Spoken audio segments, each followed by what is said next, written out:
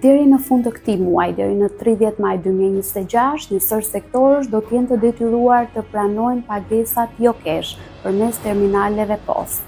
Detyrimi i ri i administratës tatimore prek kryesisht strukturat e hotelerisë, ato të turizmit, transportit, gjithashtu edhe disa ndërmarrje publike me kapital shtetëror.